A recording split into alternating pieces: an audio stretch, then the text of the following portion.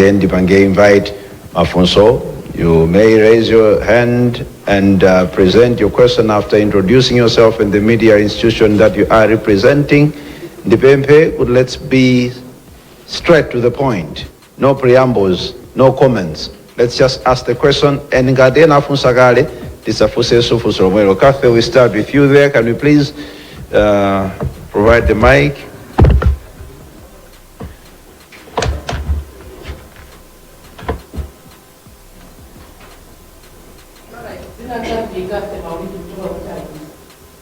Minister mwakambapo kunena kuti sugar tukugula ku Zambia mukukamba za cement sorry cement amene akugulwa kuchoka ku Zambia mukukamba za dollars afterwards. Okay, nkhani ya cement amene akukambidwa akugulwa kuchoka ku Zambia mukukamba za dollars $105 per ton. Ku Malawi kunoko nkhani kukambidwa mavuto ena amene akhoza dziko la Malawi ndi Forex. Ndalama zimene zizikukambidwa dollars zichoka kuti ndikufuna muphatikize ponso ndi nkhani yokhudza sugar amene mukunena kuti akapitiriza kubisa sugar ma shops ena ma companies ena ngati boma mupanga chiganizo choti mungopita ku Brazil mukukambanso kumene kozogula sugar. Ndikufuna muyankhire limodzi kumene kuti Forex yogulira sugar ndi cement amene titenga kuti since Malawi is already struggling with Forex. Nkhani ina ya Buy Malawi mwakambapo zitsanzo zingapo kunena kuti companies za ku Malawi kuno anthu ku Malawi kuno akhala kumapempha boma kuti amuna tapanganizi kuti tilimbikitse Buy Malawi strategy koma zikuoneka kuti akukupangani chipongwe ndiye mukunena kuti inu ngati boma mukuganiza kuti bora muthandiza Malawi zinazo muzisiyapo mukuchita abandon Buy Malawi strategy. Zikomo kwambiri, ine ndi Patrick Kachere kuchokera ku Umunthu FM.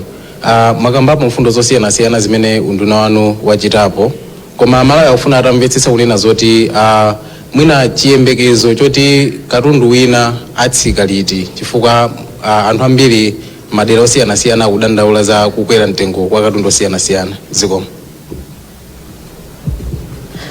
Ndine Bridget Mwanoka kuchokera ku Luntha Television.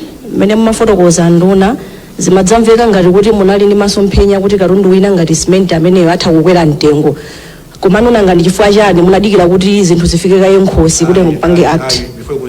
I never said what masomphenya don't. I never said that. Speak the truth. I never said that masomphenya kuti katundu kwera mtengo. Nena kuti those people who have increased prices, they never warned us or told us.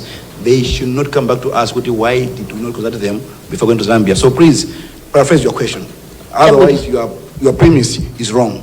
Okay, kumano chifani mwadikira kuti zinthu zifike nkhosi kuti mwambo panga act pamavuto amene ali mdziko muno ngati akukwera mtengo wa cement. Dzina langa ndi Robert Chandilira kuchokera ku Blantyre Synod Radio. Olemekezeka nduna mafotokozapo kuti ndonene ngati Synod ukanamba ndi pemphero kaika. Ndimona kuti pemphero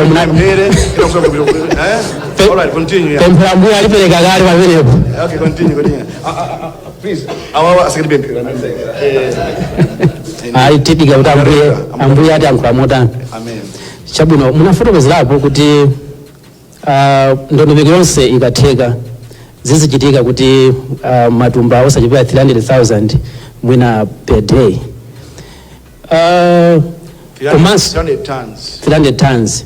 Komanso zimene zichititsa kuti Malawi vuto amene akhala kumana nalo losowa cement lichepe. Komano mwina mutangotsindika kuti munafotokozanso kuti mwina unduna wa zachuma komanso MIA ali kalikiliki kuthamangitsa mapepala kuti chilichonse chitheke.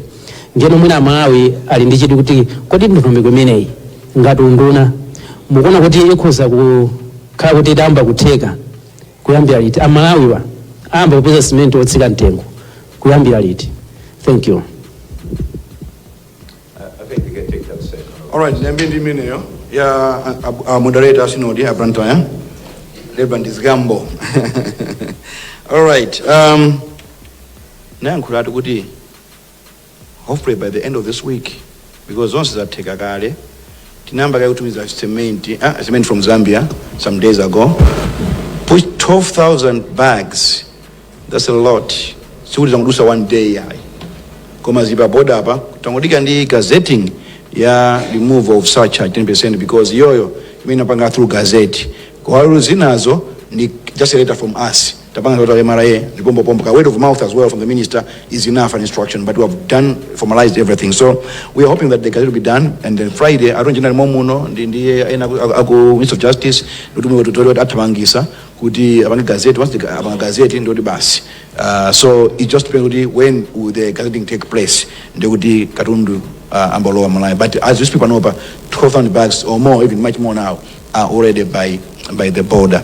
That again answers the question nana funsa nzanga wakulunta onea kuti tikweka nkosi tifane koba there's too much talking mambuyo kwa president mbili inasonda media so pompa pa makamera hapa lunta mnafusa kuti timadikira pa film kosi you cannot move 12,000 bags of cement in a day. It's a day. And we engaged the producers. When was that? 5 August. We engaged the producers. This is happening. What bunch? It was an issue of volumes. And sometimes they call Forex here. Cement to the Kunkuyu. Forex. Anyway, but the thing is, we started some time ago. That's why we've been able to push the bags of cement at the border, and we are so akubera. So city madiki they are going to say kosia. Kongo zintuzi. And who they are musa chatira. And who is a political game. That's a fact. Because in our ana tukokwambiri ntaya ena jam. That's why they have the guts to come to us telling us kuti tikanape mpaka tikanapanga kai konzati kuti kodi banji mwapanga za Zambia msanafika ife ino ndino ndani. Inundiboma in why should we come to you and kuufusani? So see madiga film kosi koma it was because of some other processes mabanga kuti cement ambe kubwera za by strategy. Kathy, we are not abandoning my strategy. I think mzinvestesa kama Akuyankhura. I can leave you the statement. Murenge bwino I said maybe ndwerengeso nanena kuti Nipange warn and amenapanga abuse by Malawi strategy. In as much as we protect Malawians, the by Malawi strategy. As much as we protect Malawians, farmers, producers, traders with the by Malawi strategy, don't abuse it. Because if the abuse continues, then the minister will have an option to let other goods from other countries come into Malawi and compete. The restriction notice was aimed at promoting locally produced products, but it seems unto Energy Zero, they won't take advantage of that. Like for instance, cementi, anadibempa, panganchaguti, boma inaganiza surcharge na igapo, ganizaso gari divario na igapo. Not only that, even Panopa, we have not opened up the borders for cement. Timapanga issue import license as and when. Let's say we do a dealer, distributor. Let's say for instance Landera sells cement. Every time they're importing, they apply to my office for what? An import permit. So the minister has the right to refuse or to accept. We've done that with a purpose. And even the local manufacturers are dependent also. Many people are importing cement. Just 2 weeks ago, I think 2 weeks ago, I think we are too blind, or we are too kind, yeah? Another way to go face. Yeah, there's too much importation of cement from Zambia. Bwanji, Muslim issue import permit. My distributors as it can from us, could if they pay up supply, see that straight. They pay up supply, they can now get from outside the country. Tinavo miratu. Kuti akabwana inenditonga sabora or ndinotwa kuti ndine marenga ndifuna cement ugo kwa kuti if they don't supply you then it ubese karota alepera kwa sama volumes zako you can now import. We accepted only 2 weeks later down the line mitengo pa ndio tengana chibwana atu No. That's why we have done that. So we are not, and will never abandon the Buy Malawi, Build Malawi strategy. Koma! This issue of protecting our people should not to be at the expense of the local consumers in Tambani, in Madede, my constituency, in Mayani. Just because a few who are traders and distributors want to make a killing out of it. No. Sometimes you have to look at what is better in the interest of everyone. So it's just logical to do so, but not now. We are promoters, and I'm an advocate of Buy Malawi, Build Malawi strategy, and we champion that through Chakwera's government. We are warning people not to take advantage of that and abuse it. Magamba za Forex. Kuti Forex hii muitenga kutiko. Tugula mafuta Forex ilipo. Tugula fertilizer. Forex, don't worry about that. Forex ilipo. We'll be able to manage that as we are managing with fuel and as managing with fertilizer. Thank you very much. Thank you very much, Honorable Minister. Ndukupitia kuti mafuso kuza ziota yankha avereke, right? Okay. Okay. Oh, yeah, Karundu Wina Sigari said, yeah. It's you, huh? From which radio station? Umundu, Umundu Wambiri dead. Uonegas. Even Mlameti Ramos. All right. Now, you see, for instance, Panopa, Kware, Obanga double the price from December, from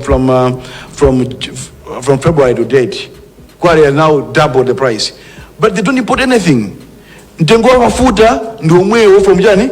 So when you look at the components, they are the same. Nothing has increased.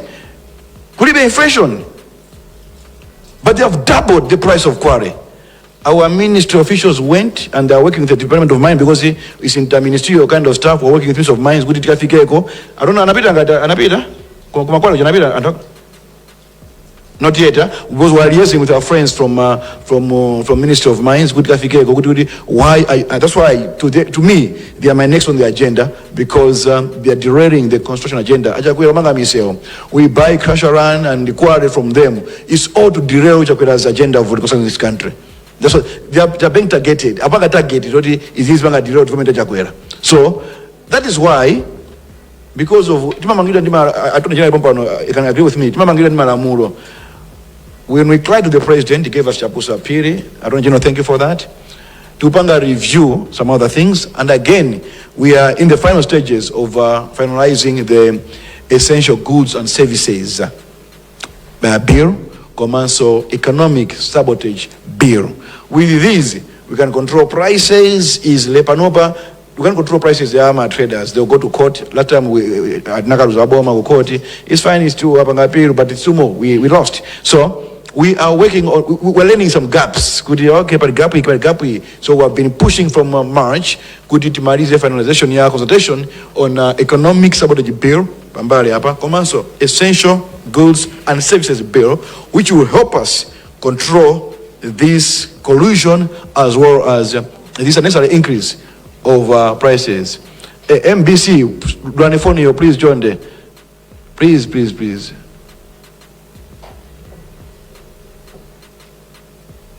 So, there are a number of goods that prices escalated, like our Aquarewa. There is nothing to do with Forex, nothing to do with anything else. Miala diamuno Malawi, they crash it in the machine. What Forex is all about? Energy. Nothing. But they're just taking advantage of the situation. And we know, we can't say much. We don't want to be blamed. Trust me. But we'll deal with them. And that's the fact I can say. I don't want to say much, but I think and we are getting there. I think in the day of Kankakwage, we're working on that, as I've said. Yeah. Thank you very much, Honorable Minister. I think we can say on the same issue. Yeah, please. All right. From which? My name is Caroline Dumais. I work for France 24. France 24. I thought you say you're from Zodiac. I was like, gospel and do a figure up. Okay. All right. Yes. What's your name again? Caroline Dumais, I work for France 24. I have a general question on tariff. I see you doing a lot to protect your markets and your consumers, but you know that Washington has changed its policy recently. I would like to know what is the impact on Malawi's economy of this US change of policy. What sectors are most affected, and how do you plan to mitigate the impact? Thank you so much. We are still looking into that as a ministry. They gave me some thoughts, which I'm still evaluating. And on this one, we are doing as much as possible to do silent diplomacy on this. We had the US-Africa Business Summit in Angola a few months ago, which I attended on behalf of the president. I met the officials from the USA, we discussed, and again, as the Africans Ministers of Trade, we had a conference, just a few of us with the US. We are discussing, and we are hoping that we'll reach an amicable solution as we move forward. But at the same time, that's what I was telling my counterpart in Zambia when we had a meeting yesterday, that it's high time also Africa started looking at the trading within Africa. You look at Europe, 80% of your trade is within Europe. And the 20%, 11% is with America. No, 9% with America, and I think it's 5 or so thereabout with China. Then maybe Africa is 3 or 4%. You trade within amongst yourself. But as Africans, we want to go elsewhere where we are imposed with sanctions and with tariffs. It's high time Africa started trading amongst ourselves. In that way, we will not be subjected to transactional presidents. Thank you. Thank you very much, Minister. We have another one. Yes, please, Mr. Alex. Honorable Minister, not to... From where, my friend? This is the real Zodiac now. No, my name is Alex Band, I work with Zodiac. Not to protract the issue of Forex, but we have experienced a strain on our Forex, tobacco being the major Forex earner. You are talking about Brazil and, of course, Zambia to bring in the cement. Is this not going to create another problem? I'm really interested to hear you elaborate on that, given the situation that we've already gone through. All right. The Brazil na kuti university na kuchichewa mwina. Onchitumbuka mwina apena. Mnena kuti should distributors of sugar that have been habitual offenders be awarded the contract, fine and good, the law has been followed. But if they continue holding sugar, we'll be left with no option but import from elsewhere. Obviously, the Brazilian sugar is the cheapest in the world. We import from Brazil. The issue of cement from Zambia, we have been discussing, it's not only today, about 2 weeks ago under President. It is with the blessing of Chakwera and HH in Zambia. We've discussed the modalities and things are being managed. Yes, we have a strain on our Forex, but it's not outside what we can manage. The situation is manageable. Thank you. Thank you very much. Pali mafunso ena yatai. Andona to sono mikonoyo tatende samelo kanga timaganizira na ndaya mwina ndikozo kweza so no we requested udikweza nimikono kusema funso bwanji Chawileni Robson Patson, our channel for nations, radio and TV. Anduna kukamba kwanu mukunena kuti nkhani yokhuza kuti sugar kwere mtengo cement balanthu ena amene akubisa katundu amene koma muliso ndi mwana wanu kumene ku Ministry of Trade, Competitions and Fair Trading Commission amene so amakhala kuyang'ana nkhani zokhuza mitengo komanso kuti kodi katundu akuchita bwanji pansika. Komanso mukunena kuti anthu amene wamalonda amakupezani asanachite chilichonse kukufunsani mutipangire mwakuti ndi mmawapatsa kuti tichita kapena sitichita. Kodi zafika apa boma lilibe mphamvu kapena malamulo ena ake amene akhoza kufinya anthu amene wakunena kuti izi zingotheratu nanga CFTC tinene kuti kapena sikugona pa jute anthu kumasewera muno chifukwa amene akulira ndi Malawi kumudziko. nanga boma lilibe mphamvu loti likungothetsa ma certificate amene akapena mutani kupita kutsogoloko tidalilebe zopanga import ndi forex imene ichita kaye jenkhajenkhayi siko mwambiri. Kufinya ndio umetafinya hapa pako. Ukundi kufinya huko. By removing the surcharge, removing guiding value, ukundi kufinya hako. Alafu banopa IPS mwana bafuna ngati. IPS mwana bafuna ngati antakulira ndimeta panga hapa pazi. Even now, see it? Busozo mwana bafuna ngati chapusa bafuna ngati. You get the point? Even when I was coming here, we are calling, please, before the press conference, Mumba, is this Mapangazi? You didn't say press conference because of you. No, I can't do that. It's because that's how I can say it. You understand? So, now go to license here. There are consequences. I don't want the general to come on me to Vitumbiko because our business licensing act 2012 is weak. Is behind the current times. And is 13 years when it was enacted. So, Ajapusa Wapanga Review, Business Assessing Act, we are inserting the Mudimo, we can revoke license at any point in time. And I would my producer can my profit out with them my conditions they are very fair with us and just and the ministry my mistake taxpayers again what who cover of money paying some disputers. We don't want to do that. So we're trying to make it possible. I admit our business, I think in March, our Business Assessing Act, I went through it, used my friends, my lawyer Zangodi, they helped me on pro bono and Zanga. But the guys, can you look at this? But you're going to do this. I'm like, we can't do much. So kufinya kwa kwanta finya, but ufinya banji pamene manamula kukulesa ndio mangobiri ambuyo amanenda gonja so hapa. So the thing is we are reviewing our Business License Act of 2012 and soon I think by the end of the year we should be able to go to I think the experiment sitting we'll be able to take it there kutirabani tipange enact that licensing act. So we will finya people along the way. We will with that act and we will revise a lot of things there as I said. As we're going along, and we believe that we'll come up with a better act that will serve the needs of Malawians. I hope Akuyankhura said it. Anything else on that?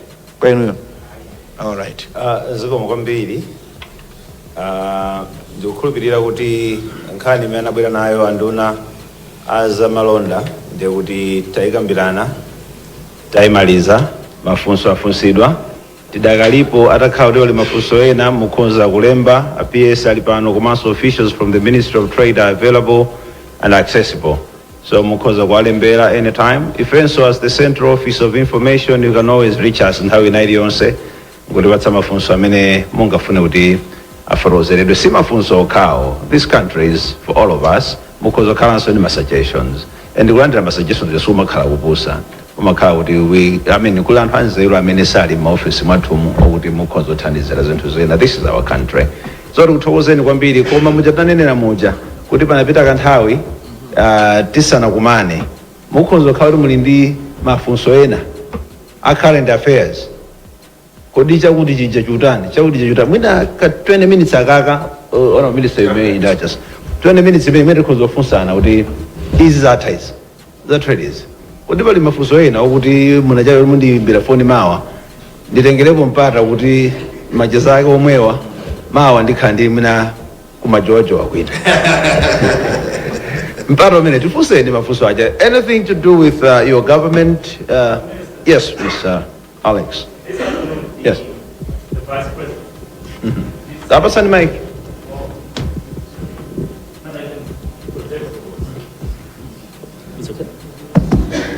Honorable Minister, yesterday, actually this afternoon, the Vice President did say during a political rally in Chiromon that his motorcade has been reduced, including the sweeper, and his security detail has been asked not to carry weapons. I just wanted to confirm whether that is true, and why has his security detail been reduced and apparently been redirected elsewhere? Isn't this putting him at a risk, especially during this campaign period? Okay. Bali, Enanso, Kathe. Alibe funso. Meno kundiyang'anirapo.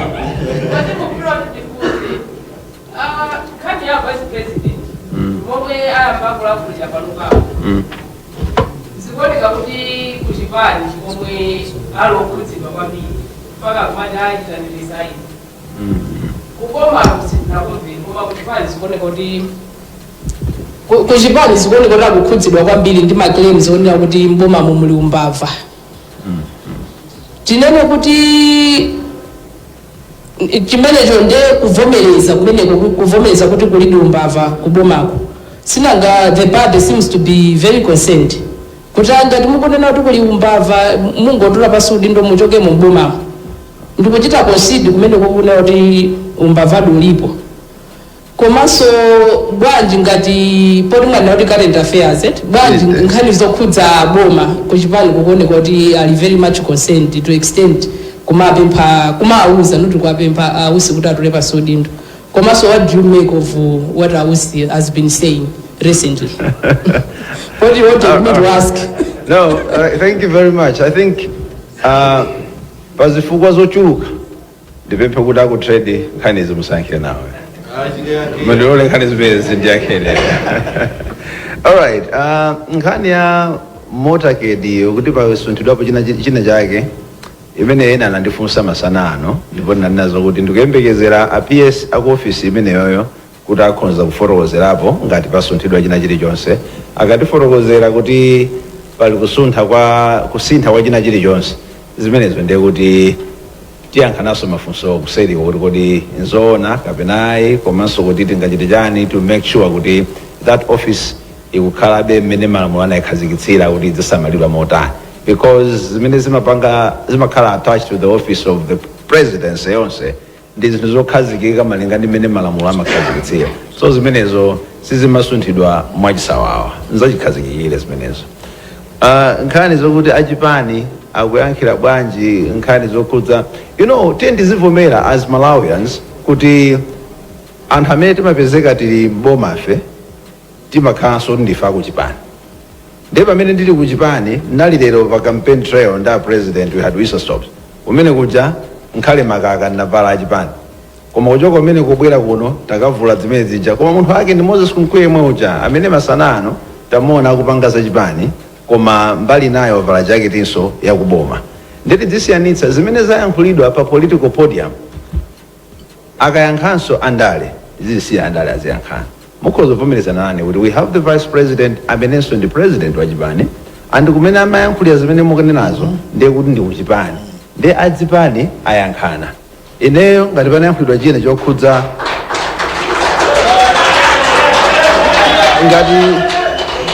ngati panayankhulidwa china chokhudzano kuti kuboma, right? Like munena zoti what does government make of the other claims?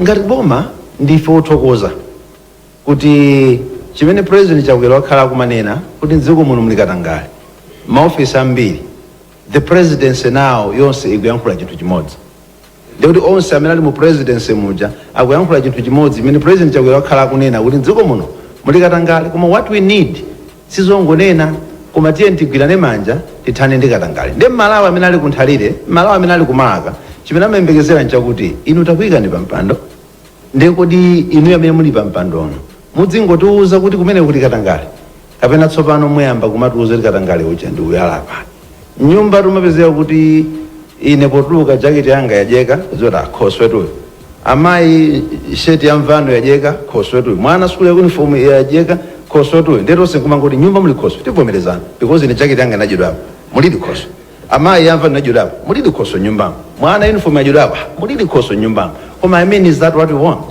Tidzingoza na nyumba muli khoswe. We are waiting for that day when Aradzaruzi Koso Jawalwa Boy. That's what we are waiting for. So Malawi it is the degree ajimene to say fit kunena zomwezo ajakwera kunena zomwezo a vice president anena zomwezo ma ministers vitu kunena zomwezo koma Malawi akuyembekezera kuti tsiku lina lake tatulozerani Koso Jawalwa Boy ndipo tonse tenditsekere timufe Koso amene. So we are happy kuti even the vice president akunena zimene zija ndipo takondwa kwambiri kuti he is willing to go beyond kumanga kuti nyumba muno muli khoswe akuti atilozera kuti kuli Khoswe kubowe tosefe takonzeka tikaphana naye Khoswe amene akangotozera. Tali mafunso ena? Ambuya kudalitseni. Abusa japemphere Ajakulanda sinodi. Tipatseni pemphere.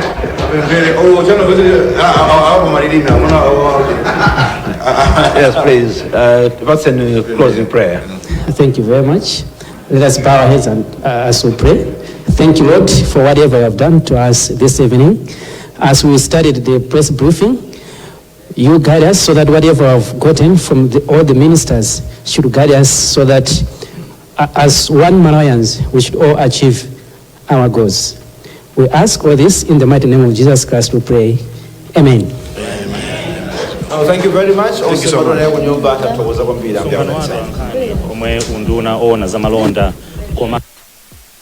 Mzinda wa Lilongwe komwe nduna yona za malonda a Vitumbiko Mumba komanso nduna Atolankhani a Moses Kunkuyu amafotokozapo pa nkhani yokhudza kusowa kwa shuga komanso kukwera mtengo kwa simenti mdziko muno zomwenso zapangitsanso kuti simenti kukwera kwa mtengo kumeneko komwe kwabwera kamba kakusowa kwa simenti mdziko muno. Ndiye amalankhula Mumba kunena kuti poyambapo anayika ndithu msonkho ku kampani zomwe zimayitanitsa simenti kuchoka kunja mbuyo umu kunena kuti ndicho linga chofuna kutukula malonda a simenti mdziko muno, koma kufotokoza kuti kampani zochita simenti mdziko muno zawachita chipongwe kotero aganiza kuti angoyamba kuyitanitsa simenti kuchoka maiko akunja. Afotokoza kuti pakadali pano boma lakonza kuti liyitanitse simenti ochuluka matani 12,000 kuchoka ku Zambia, ndipo akuti wina mwa simenti wamba kale kufika mdziko muno. Akuti pali chiyembekezo ndithu kuti matani okwana 300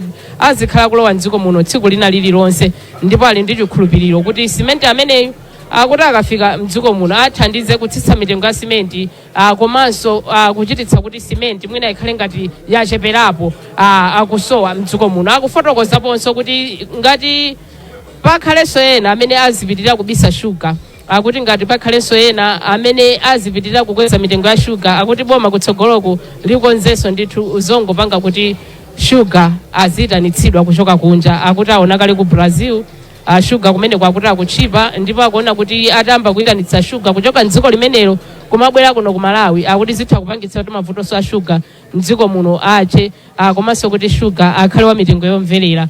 Koma nkufotokoza kwawo akunena kuti pakadali pano pangotsala madongosolo ochepa wokha kuti zonse zofunikira kuti zichitike pa malonda a simenti pakati pa Malawi ndi Zambia zitheke, ndipo masiku ochepa omwe atsalawa akuti simenti akhala akuyamba akufika mdziko muno. Anayankhulaponso pa nkhani zina maka zokhudza Buy Malawi strategy kunena kuti iwo kuboma nthawi zambiri amalingalira kampani za muno Malawi kuti mwina azithandizana nazo kuti nawo zonse zizichita malonda mdziko muno. Ati koma pakukhala ngati pakumakhala ndithu ka sabotage ndithu kuti mwina asokoneze momwe chuma chimayendera, nkunena kwawo akuona ngati kuti mwina akutena kumachitira zimene zidala kuti agwetse boma la chakwera. Ndili ndi mzanga apa taonga Tsabola amene timatsatira limodzi ndithu msonkhano umenewu.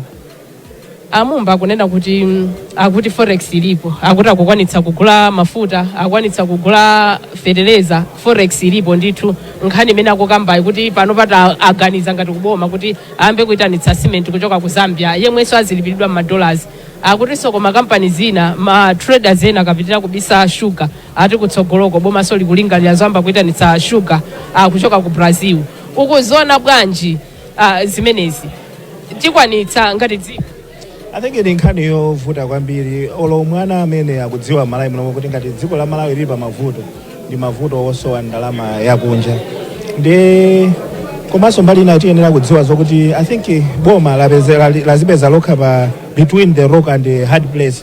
Facho kuti mbali inayo akuyenera ndi kupanga protect jamati Buy Malawi strategy. Koma mbali inayo so akuyenera bekuonesesa kuti katundu asamakwere kwambiri.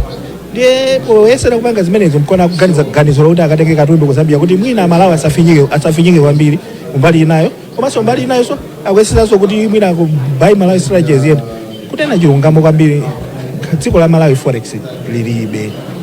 ilibe komano they are looking at an immediate solution in the short term kunena kuti awawa ngati aganiza zokweza cement wawo panthawi in the short term what could be the immediate solution. So immediate solution nthawi zinake you go and kumatha kupita ndithu kukapanga chinthu inake chokuti mwina choti simunaganize bwino bwino kolo mwina choti chovuta kuchipanga sustain komano the solution ababa if you were to ask me kunena kuti kodi is this the lasting solution dziko ngati la Malawi pene takapita kalena kuti vuto lalikulu dziko muno ndi forex yo kuti tidzengaso ina tizikagula mwina cement kunja kumabwesa kuno sis lasting solution ndi kukhala nawo pansi awawa amalonda ngati pati tizibalo tentapatse komano kuonesesa kuti awawa azipanga cement muno kuti ka forex kochepa kamene tili nakoko tigwirise ntchito nkhani zina pakadali pano mwina pomafika lero nkhani ya fetereza wa AIP jotsika mtengo mwina sikumveka sikuti nkhani yake sikumveka chifukwa chani chifukwa kuti forex yo palibe koma taonga ndimafuna so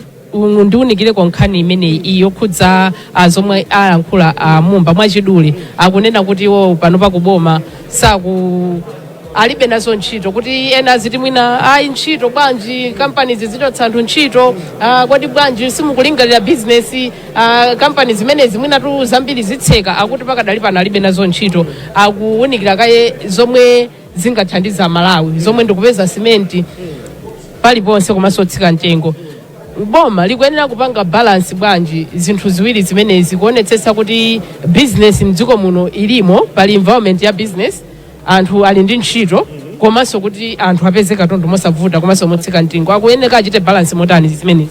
I think kwina koja kunali kuyankha ndithu kokwiya mkwiyo kuti zimene zikuchitikazi anawonso kumadabwa kuti kodi zimene zikuchitikazi zikuchitika motani koma amene ndafotokozera muja kunena kuti the lasting solution remains in dialogue. Tikambirane nawo anthu opanga katundu wosiyanasiyana mdziko momwe inu vuto lanu ndi yani kuti mitengo ichoke pa 26,000 kafika pa 50,000 ngamene afotokozera nduna inu vuto lake ndi yani penanso mwina ngati boma lolikuona kuti pali mtengo inuwene wa macommodities ngamene penanso mwina kupanga fix yonena kuti okay don't go beyond this kuyika poti ngati mati makapu kuyika kapu pa commodities zinake kuti akuthandiza chifukwa chokuti tikanena kuti tapya mtima kena kuti tonse tikaita assessment kunja pali ma implications ambiri. Implication yama ndi forex yachiwiri ndiyo kuti makampani aja akulemba ntchito anthu kuno achotsa anthu awo kena ku dziko lonse lisafala pali zinthu zambiri misonkho yamba kuchepa zinthu zambiri mbiri zikhala zapanga safa so in the short term umapya mtima ngati munthu wina aliyense kuti kodi nakasiwa dzidzimutsidwa koma ndikhulupirira kuti aboma akakhala pansi Amumba ndi anzawo akakhalizana pansi apeza common ground timati pachingerezi common ground kuti tiyeni tipange chonchi inu makosana makampani wanda achimalawi taonga ndimafuna ndikudule chifukwa ndikufuna undiyankhe funso ili mwachidule kwambiri nkhani imene boma lakhala likukamba taona pa Mumba akamba kunena kuti ayi zimene zikuchitika ndi sabotage chabe ena kufuna kuti agwetse boma kumakwezera dala mitengo ya zinthu kuti agwetse boma nkhani imene takhala tikuimva ngakhale zaka zambuyomu boma lomwe lilachakwera likunena kuti ena mwina akupangira dala kukweza mitengo ya zinthu kuti agwetse boma aonetse boma kukhala ngati loyipa zimenezi zimayenda bwanji tikafika pamenepa tinganena kuti boma lili in control olo chimakhala kuti chikuchitika ndi chani mwachidule kwa choyamba ndikuwuze kuti ma statement amene wamachokera kwa anthu andale Amumba mbali inayo ndi minister mbali inayo ndi munthu andale so zinthu akunena kuti sabotage chanjani akukamba za akamati kamba za sabotage amakamba mwina ndale zalowerapo pena pake amazitsata bwinobwino za ndale mmene zimagwirira ntchito and how to sabotage ndikuti ndi andalewo iwo ndi amene amadzidziwa bwino ifeyo kwa ife fayo timazonera ndale zichochokera kunja kuti akukhala ndithu kumapenekera kuti kodi zimene zakunena zinthu zotheka kapena zosatheka koma iwo ina kandalewo ndamene amadziwa kuti apa tupalowa ndale apa payika chonchi apa sipayenera kukhala chonchi apa zichonchi ndizovuta kwa munthu woti aliyense amene akuzionera kunja kuti apange ndithu kubwera kuzayankhula poyera kuti I think awa amayankhula zoona koma awa amayankhula zabodza koma andalewo ngati akunena choncho tiyeni apase benefit of it kuti mina zimene akambazo ndi zoona ifancho kuti nkhani imene akambayo ndi andale. Ndathokoza kwambiri ndithu ameneyo taonga sabola kufotokozerapo pa zomwe zachitika kuno ku Capital Hotel komwe nduna yona zamalonda a Vitumbiko Mumba komanso nduna yona zofalitsa nkhani a Moses Kunkuyu amafotokozerapo pa nkhani yokhudza akusowa komanso kwera mitengo kwa cement komanso nkhani yokhudza kusowa kwa sugar mdziko muno afotokozapo ndithu Amumba kunena kuti pakadali pano boma laganiza zoti liyambe kuitanitsa cement kuchoka mdziko la Zambia, ndipo ndondomeko zonse zofuna kuti zimenezi zitheke zikutsatidwa posachedwa apa akuti dziko lino likhale likuyamba kulandira cement kuchoka mdziko la Zambia, ndipo cement yokwana 300 ton azifika mdziko muno tsiku lina lililonse. Afotokozaponso kuti akuchenjeza kupereka chenjezo ku kampani komanso ma traders a sugar amene akupitirira kumabisa sugar mdziko muno kupangitsa kuti pamsika sugar samapezeke komanso azikhala kwera mtengo koma okala komwe anthu ena amagula sugar. Akufotokoza kuti ngatinso anthu amene apitiriza kuchita zimenezo akuti boma lichitapo kanthu ndipo liyambe kuyitanitsa sugar kuchoka ku Brazil komanso maiko ena ndicho linga chofuna kuti sugar mdziko muno azipezeka okwanira komanso otsika mtengo. Kuchoka kuno ku Capital Hotel mu mzinda wa Lilongwe munali ndine Kathe Maulidi, mzanga Tonga Sabola.